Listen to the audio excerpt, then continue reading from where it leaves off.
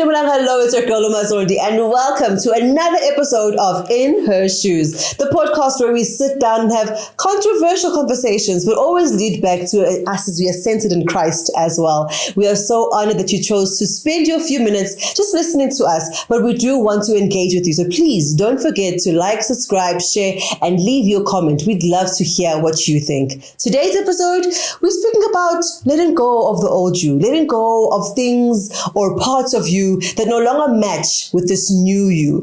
The grieving process of becoming something new. What does that look like? What does it feel like? And how do you know it's time to let go? All of those dynamics we're going to be speaking about today. And I have two beautiful, powerful women. I know your faces, the faces that you're going to see, you'll be like, oh, I know that face. Yes. Powerful women in the industry of music, of gospel, of speaking, and that are going to be with us. And let's introduce them. Kuda? Hi, my name is Kuda Shongwane. I am a musician as well as a makeup artist. I'm a scholar. I'm a child of God, most importantly. Absolutely. Yeah. Washed and cleansed by the blood. Jesus. Okay, no, let's not. Hi, everyone. My name is Mpumi Kumalo. I am a television host. I am a content strategist. And also, I think the most important thing is that, yes, I'm a child of God as well. So, yeah. Absolutely. So today we're speaking about letting go of the old you. So there's a few statements that I want to just say to help us better understand what exactly we'll be engaging into in our conversation today. And please note, everything is authentic. I did not send them any scripts, any questions. We'll be hearing straight from Kuda and Bumi's heart. So statement chat says, letting go of who you were, healing or losing yourself. Because sometimes also people feel like they lose themselves in the letting go. So we'll be touching on that. Dying to self, but who decides what dies? Sure. Something that we need to think about as well. Yeah. Okay, another one is God changed me, but did I lose me in the process? And then the last one is growth or disguise, the truth about becoming new.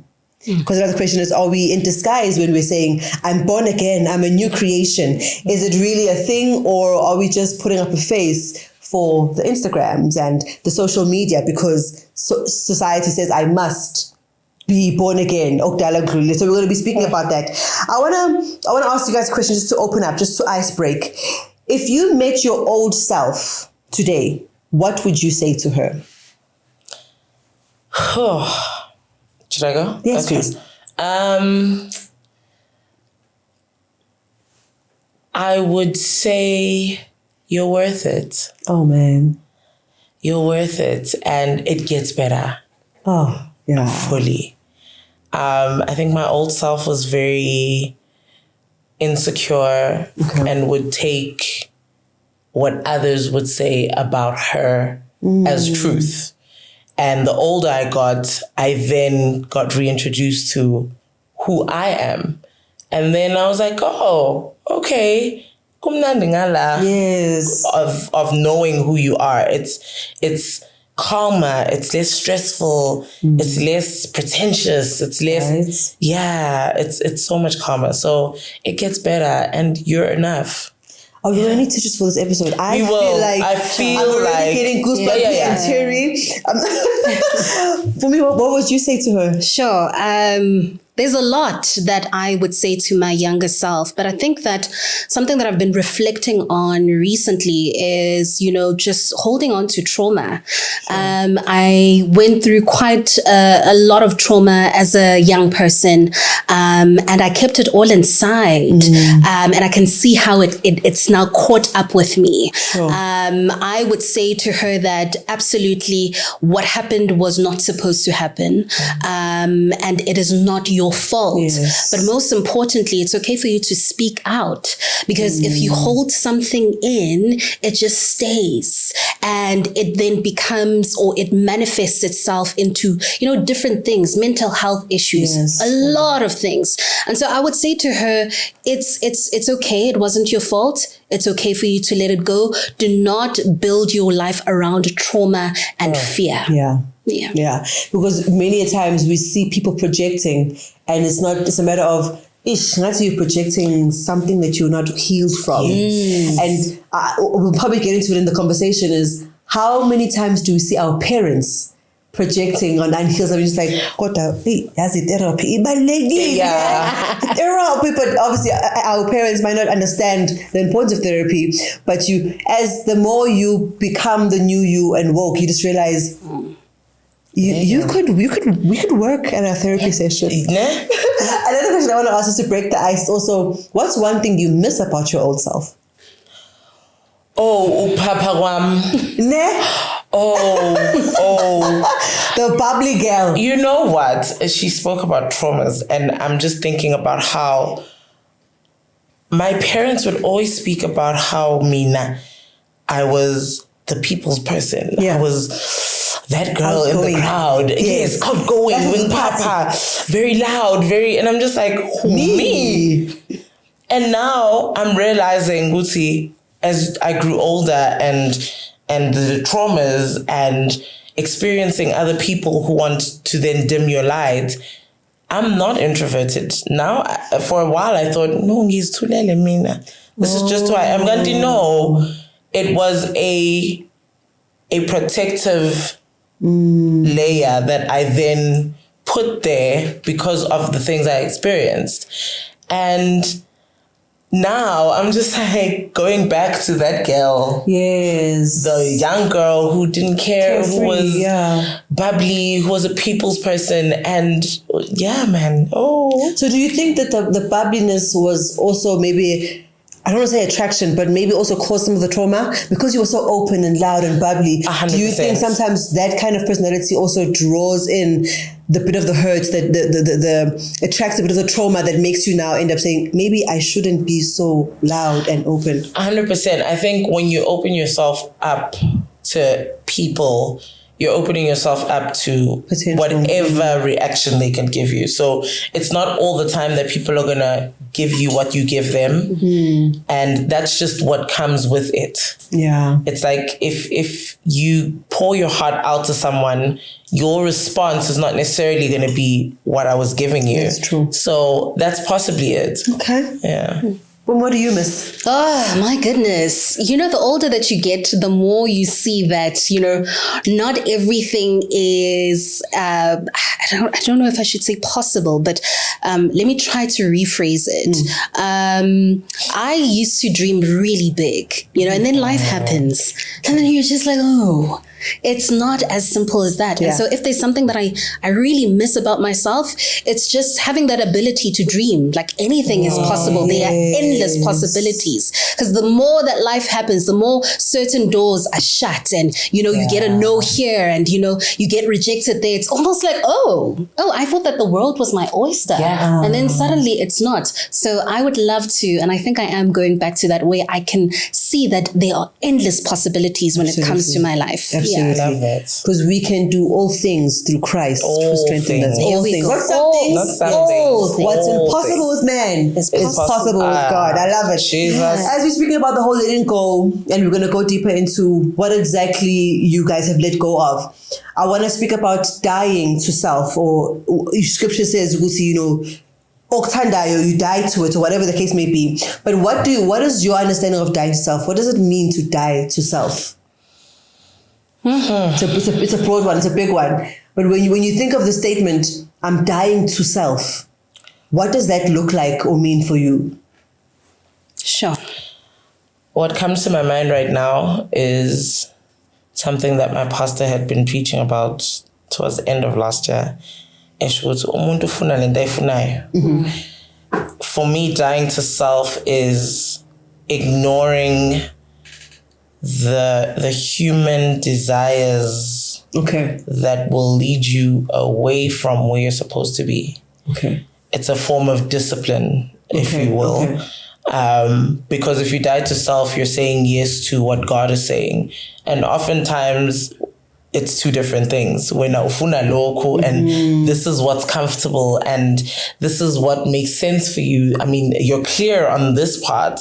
So then God says, take a ride. And you're just like, but kumya mangala. So the dying to self is ignoring the comfort and going to where God is saying, go. Okay.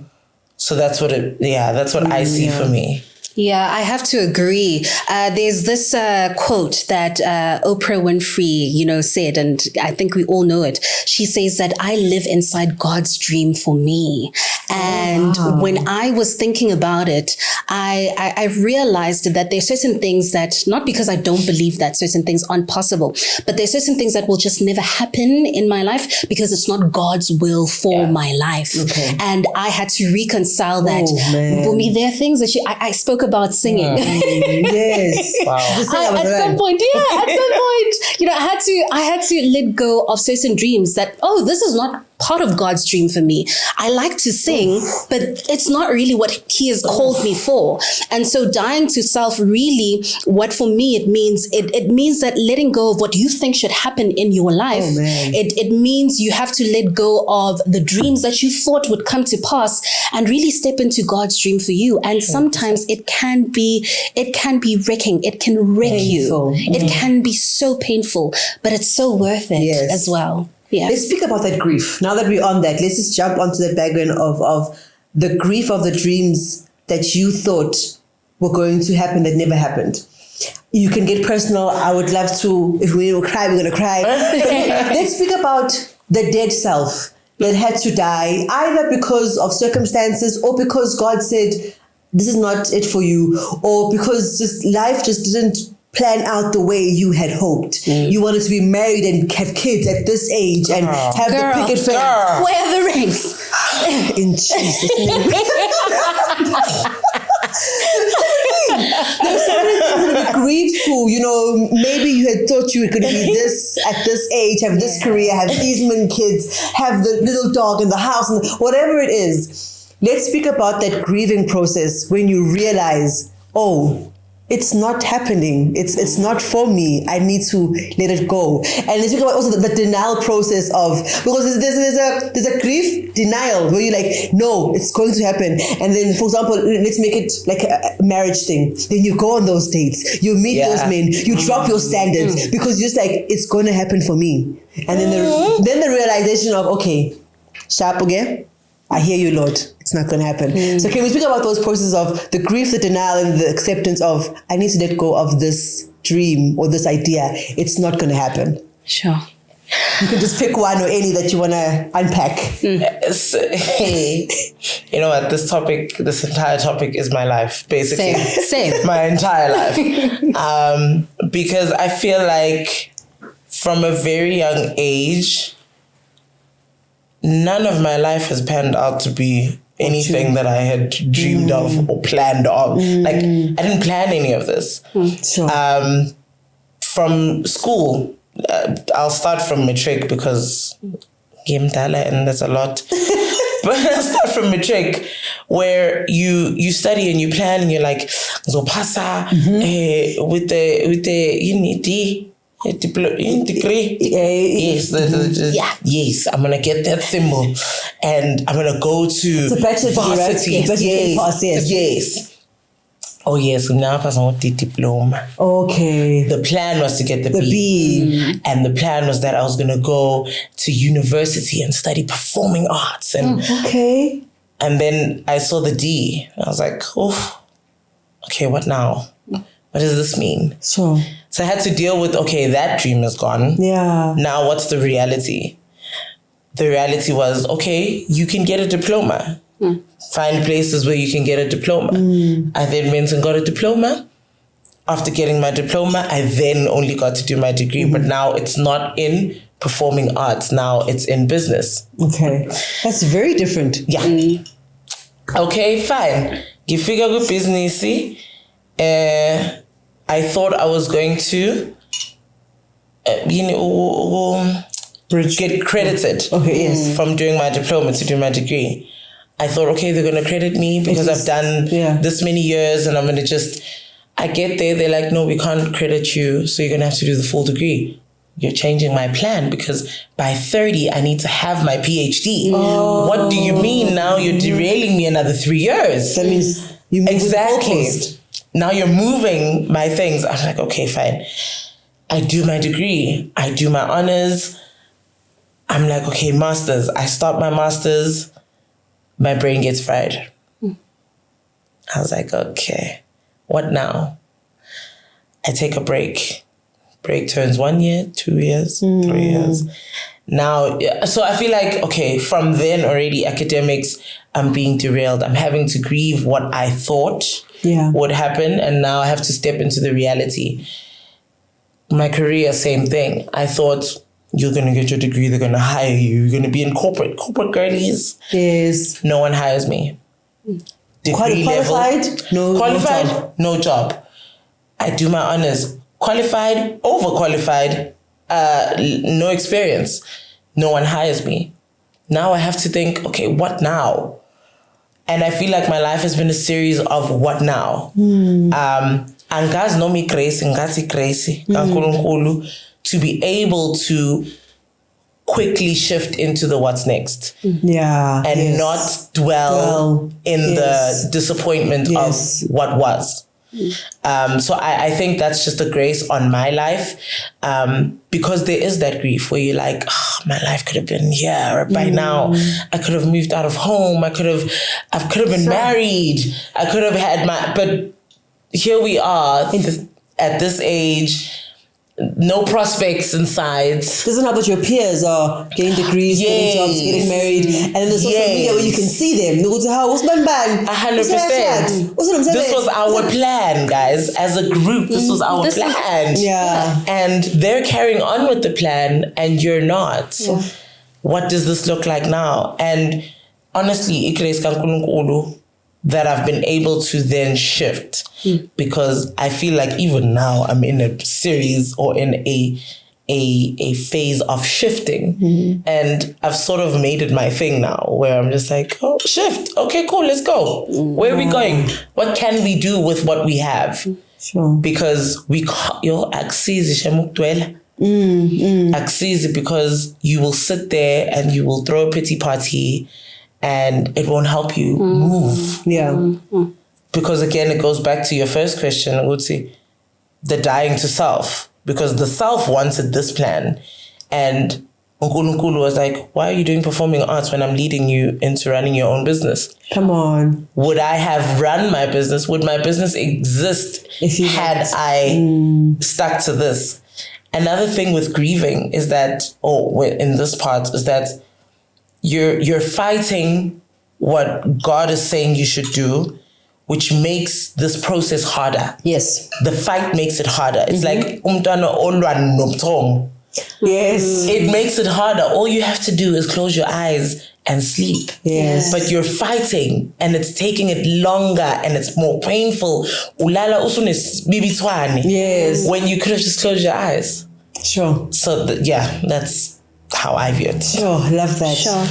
So for me, I can relate, right? We all think that our lives are supposed to pan out in a certain way, and then life happens, and it doesn't happen the way that you thought that it would. But having gone through grief in terms of losing someone in my life, one of the things that I have had to learn is that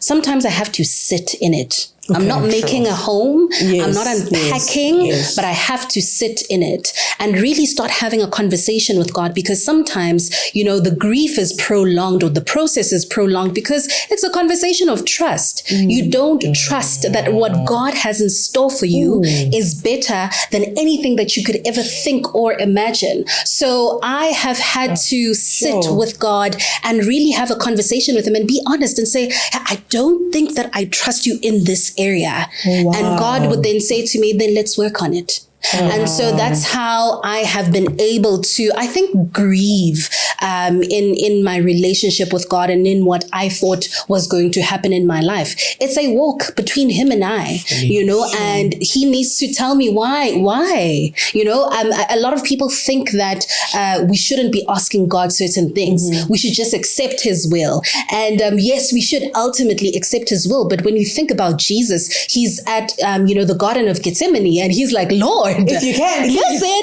let's move. they are having an entire conversation. Absolutely. So why True. can't you have a conversation with God about it, right? We must understand that we are human and God understands our humanity, Absolutely. right? And he won't have a problem with the fact that you are mad that certain things didn't come to pass in your life. The most important thing is that you keep those channels of communication between you and God open. Yes. And so that's what I strive to do. When I don't understand something, when I'm in grief, I speak to God about it. I question him and he helps me, understand why certain things aren't happening the way that I thought that they would. So really it's a conversation of trust between you and him. Do you trust me? Do you trust where I'm leading you? Oh, that's a mouthful. And for me, it's also the question of, do you feel like in the process of losing or grieving or letting go, that you maybe also lost your personality or your spark as well in the process? Is there somewhere where you have to stop and have to go and bring that personality, bring that spark back, that twinkle in your eyes, like how you said, that impossible vision dreaming where anything is possible. So in what stage did you lose your sparkle? In what stage did you lose that personality? And then how did you get her back, if she's back? Loaded question. You know what? I think disappointment is exhausting. Yeah. I would be selling people dreams if I said it was easy to just shift and just what she's saying about sitting in it and processing. It's important because disappointment is exhausting. And I think my spark was lost when it was constant shifting. Constant having to figure out what's next because this is not working. Sure. Why is this not working? Am I not smart enough? Am I not good enough? And then you sit with those thoughts. Yes. And those are the ones that then, that's where the devil comes in. Because, Yeah. You guys did the same thing. And now you're sitting there thinking, maybe I'm not good enough. Maybe I'm not. And I think that's where my spark went away, where I started doubting myself and I started believing the devil. Yeah. I started believing the lies. I started believing the imposter syndrome and then I think it started coming back when I turned 30. My 20s were filled with just being in the disappointments and just being on autopilot. But when I turned 30, I don't know what happened. Okay. I sort of then was just like, no, man, that's not the truth. Was it like a snap out of it moment? I don't think necessarily it was a snap. I think I started 2019, 2020, when I lost my grandmother. I then started making intentional decisions about my life and my faith and being more intentional. I think for a while I started calling autopilot. I go to church, I pray, there's Bible study, but it wasn't anything intentional. It was just something I'm used to. And when I made the decision to be more intentional with my walk, I started intentionally going through the Bible studies and actually hearing what God is saying about me. And then I was just like, oh, okay, I'm not a failure. I am good enough. I am what God says I am. I'm not what you're saying I am. Yes. And then I started then falling back in love with me. And now I think I'm in a space where I'm falling back in love with that spark, and I see that spark now, and it's coming out in bits and pieces. And I'm just like, oh, okay, girl, I see you. But it wasn't an overnight thing at all. Yeah. Yeah. And you don't lose that spark overnight. Absolutely. It is a gradual thing. I think that in 2019, for me, was the year when I lost my sister. That was probably the marker. That's where it all started. One moment you are, grieving. The next, you don't even know who you are anymore. And so it happened over just years and years and years. And then one day, I realized that I'm actually not the same person that I used to be. What happened? And, you know, I traced it back to the loss of my sister. And I realized that, you know, when my sister passed away, it's almost as if there was a part of me as well that passed away. For as long as I was alive and for as long as she was alive, we were sisters, right? That was my title. That was my role. I am this person's sister. And so now with her, you know, having passed away, it's like, oof, I've lost. Who am I now? Yeah. Who am I now? Because every single thing that I used to do was, I'm a big sister. I need to make sure that I make it in life because there is someone else that is looking at me, looking for direction. And so now what happens when that person is no longer there? It was a process. I had to really relook at who I am, my dreams, the things that I've always wanted, and really just start finding myself, you know, and really locating where and how I actually lost myself. It was such a process. But yeah, that's where I am. And I think that slowly but surely, because it's something that you lose over a period of time. And so regaining that strength and regaining that spark is also something that's going to take a bit of time. So I've tried my best to be very patient with myself. But I think over the past 2 years, I really have been making intentional steps towards reclaiming who I am. Yeah. I love that. I also want to just consider the thought of, do we sometimes believe that we experience disappointment or we experience the closed doors or the constant rejection is maybe because we didn't consult with God first and say, Lord, what is the plan? Because we first did our own plan before we actually said, okay, hold up. What is the plan for me, for me, you know? Yeah. Do we think maybe it's an issue of we are so headstrong on what we want to do, and that's why maybe we got into the roller coaster of losing ourselves and getting disappointed because we actually never stopped and said, okay, but Raji, what actually is the plan? Yeah. Fully. Yeah. Fully. I think we don't realize how much we need God. Sure. Until we absolutely need God and there's absolutely nothing else here. Yeah. And I think that was part of his divine plan, because it's human nature to feel like you don't need assistance when everything is going well, umnandi or softy. And then you realize, actually, no, when you're back down on the ground and you've had disappointments and that's when you're like, Lord. Actually. And then you have to go back to, I know the plans I had for you. And you're like, oh, wait, he knows the plans he has for me. Yeah. It's not about my plan. It's about his plan. And if I had continued with my plan and Umnandi, I was never going to go back to his plan. And the fall would have probably been harder because now Usule. Yeah. Sure. Oh, sorry, because I want your question to be a bit different because yours also is attached to as a person.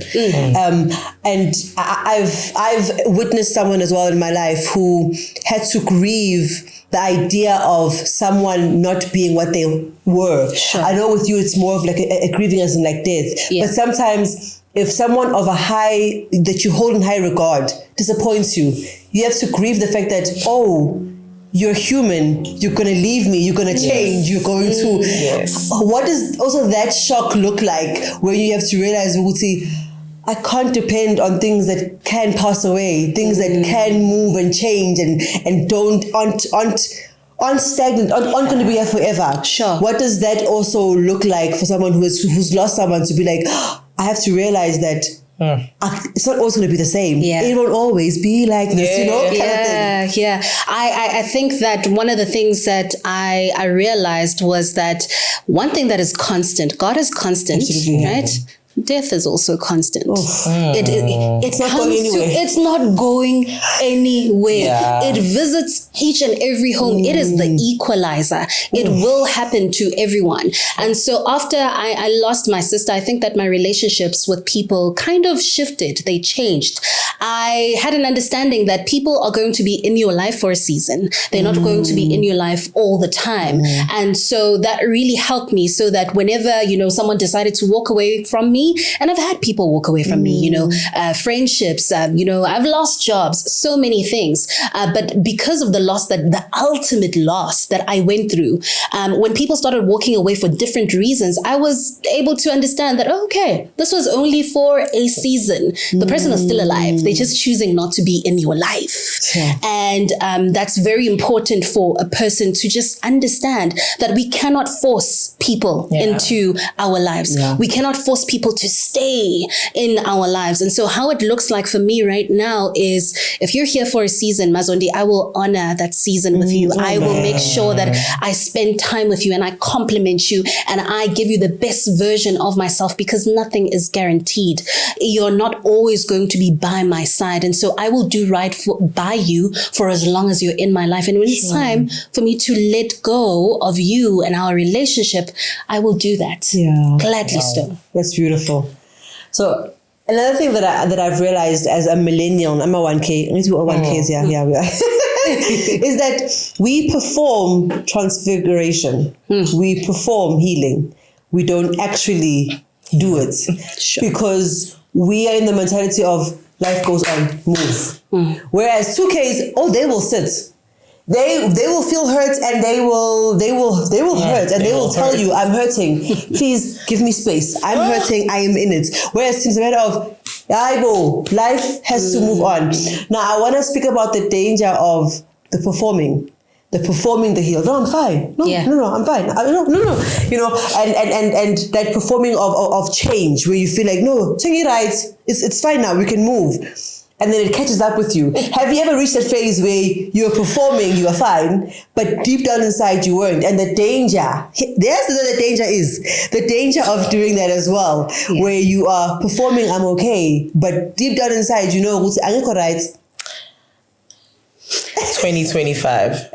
Thanks, last year, Mos. Yes. Okay. I realized.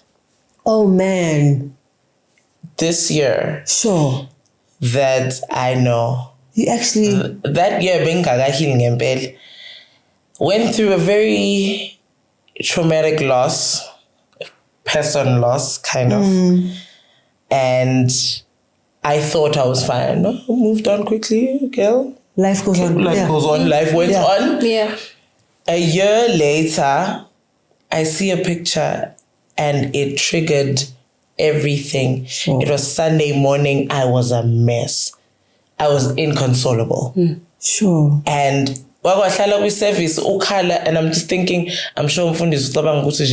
Powerful.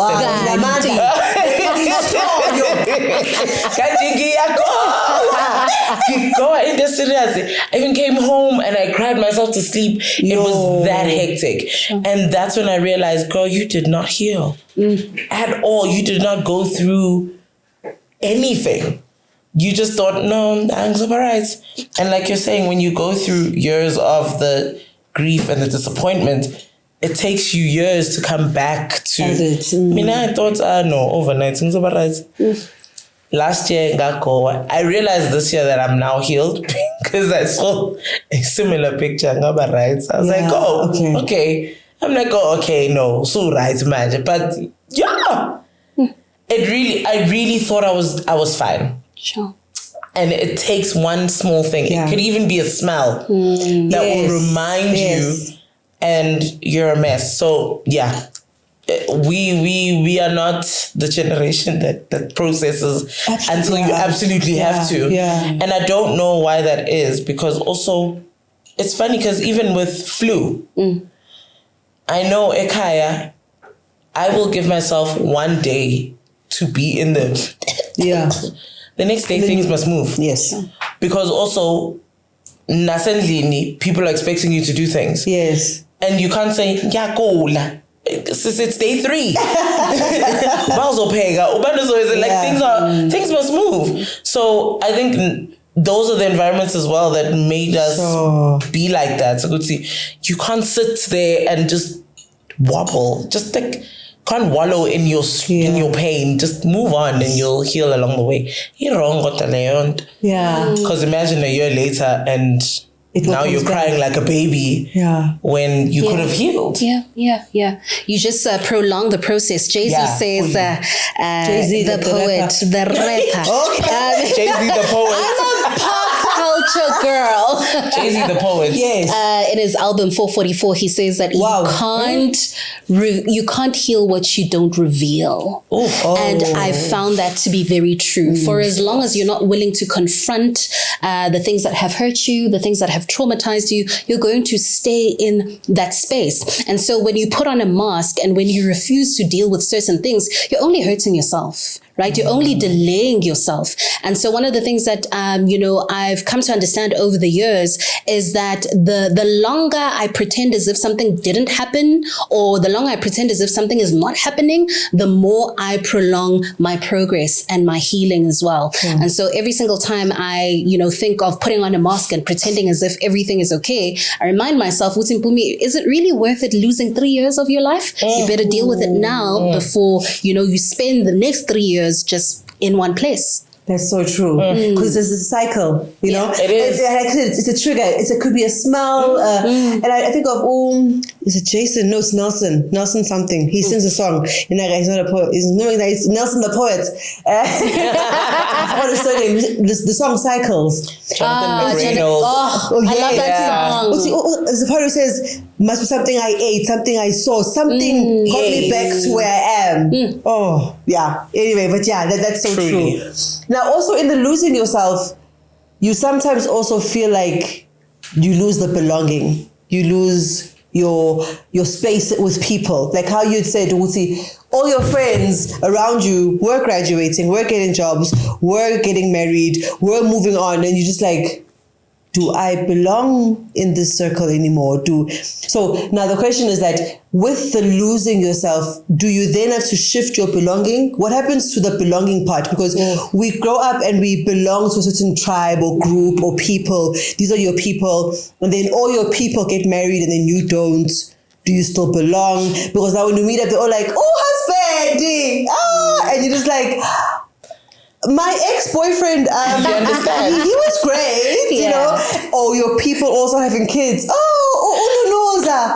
One day, you know. So what happens to the belonging when you end up losing who you were or losing elements or losing patterns? What happens to you and where you belong? Do you change? Do you shift? Do you maneuver? Do you, I don't know. What happens to the belonging part? Sure. That's tricky. And I think it's a tough question because I'm in an in-between because I'm the single friend currently. Okay. And every time you gather with your non-single friends, your married friends, your friends with kids, and it's always, and the reality is sometimes when you have married friends, obviously the dynamic is going to change because now the priorities have changed and now you then need to figure out what you're going to do to fill your time. I don't know. I don't know how we navigate. And I don't think there's a bit of letting go that you need to do. Because you need to grieve that relationship again. What was the relationship for what is the relationship to actually, flourish. Okay. That then manifests in different ways. I've lost a lot of friends to, I don't want to say lost friends to marriage because it sounds like marriage is negative. But it's not a negative thing. Yes. But the reality is sometimes keeping your single friends is not good for your marriage. So it's okay. And I have to make peace with the fact that this is your new stage. Now you are transitioning into the new and you're letting go of some things. And that's okay. Like you're saying, it's okay. It was for a season. Your next season now is there. I find my belonging. My sisters are a constant. Thank the Lord that my parents decided to have more kids because they are a constant, whether they're married or with kids or whatever. They will always be there. And I find my constant there. And my mom had made it a conscious decision to say, your sisters are your friends. Those are your people. Those are your friends. And we would be annoyed growing up because we're just like, the age gap, but the older we get, we really truly realize that those are your friends. I love my friends through and through. But the reality is, when they are transitioning into whatever phases of their lives, I may be left behind, and I need to be okay with that. Oh, that's hard. Yeah. That's hard. It definitely is hard. And, I've also just had like I said, moments where I've had to let go of certain people. And just navigating that can be really, really hard. And the reality, again, is that, you're always going to lose something or someone in your life. And I think that as soon as you make peace with that, you're able to navigate, certain situations better. You mentioned how, sometimes when a friend gets married and then you're the single friend, like certain relationships can't work anymore. I've had moments like that where I understood that my friend is now moving into the space of marriage, and for whatever reasons, I can't go with her. And when you look at the Bible as well, I think it's when Abraham and Lot now get to a point where they have to actually separate. Yes. You see that separation is something that is constantly there. You see that even if you are, coming from the same household or your friends or whatever it is, there comes a point in your life where the journey has to be about you and God, and that's it. And I think that as soon as we can register that in our minds, that at some point it's just going to be you and your creator, you'll start to handle things way better. Yeah. That's where we belong. Yeah. Our belonging is in Christ. That's our identity. And I feel like many a times in the society we live in, we lean on to people to kind of become our belonging, our identities. Whereas the truth is, like you're saying, it all goes back to you and from the beginning. And yes, these people came and became a part of us, but it was you and me all along, And I know time has just flown by. We have to kind of like wrap things up. Right? We just started. Girl. Exactly. We just started. But I want us to look at the authentic letting go and the healthy letting go, and let's speak about that that process of becoming authentic and becoming healthy in the new you. Let's speak to someone right now at home who's just like, I hear you guys, I'm going through this, but how do I make it authentic and healthy? When I say healthy as well, is let's not, how they say, hurt people. Yeah. It needs to be healthy in your transition of becoming new. Even when you letting go of the old friendships, it must be healthy. It mustn't be toxic. It will say, hi, Sura. Yes. How do we portray this? Not portray, but how do we deliver a healthy new version of you? And I also want to speak about introducing the healthy new version of you, because there's an issue of when you change, the people that knew you before were just like, Ngisamazi ukuda as this person. I still treat you as that old person, but I'm no longer that pushover. I'm no longer that girl that says yes to everything. I'm no longer that girl who is this. How do I healthily transition and reintroduce this new version of me? Two things that I've picked from your question, Jay. The first one goes back to what Pumi was saying, Guti. If I have Mazondi for this season, and I know that seasons change, I'm able to appreciate this season and give it my all. Yeah. I think when you have given that your all, it makes the transition healthier, because Mazondi then has that experience with you. What then I think we need to now do is have honest conversations. Come on. What we're not doing is having the conversation, and then it becomes the high suga. Because now there are feelings that are here. Of course, I'm going to feel it a certain way. You're transitioning, but if we're not having the conversation, you're going to move on with your life, and I'm going to sit here with resentment and or whatever the case may be. But if we are friends, we should have that conversation. As a friend, this is what's happening.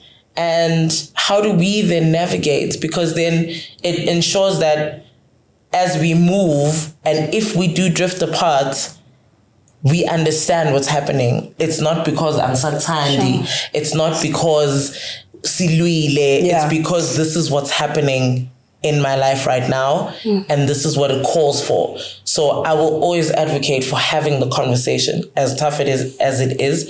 I know mina vele angisumuntu wama sit down manje my friend yeah. But we have to have those conversations. And funny enough, this morning I had Bible study with my friend, and I was saying, Guti, we were talking about change, and I'm just like, umuntu ongaze last year does not know me now. Yes. Because I have changed. I'm not the same person because of the things that I have experienced and seen in this year alone.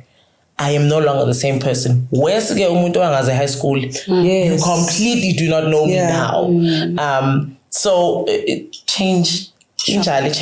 Yeah. You just need to be comfortable with the fact that change is gonna come. And that then now in Mazondi next year, you will not be the same Mazondi as I met last year. So I can't be like, you have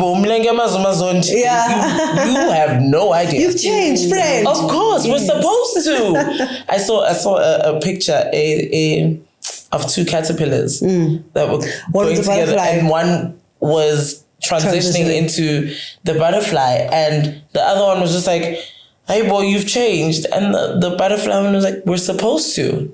You're not supposed to remain a caterpillar for the rest of your life. You need to grow your wings and fly. I love that. Yeah. Sure. So for me, I think one of the things that I've learned is that the things that God has taught me is to decenter, certain things in my life, or rather stop making an idol out of an image, out of self-image, out of the people around you as well. I really have had to dethrone certain idols in my life. I didn't realize that there were certain friendships that were actually idols in my life. And that's one of the reasons why those friendships could really not carry on, because that's just not how things are going to work, right?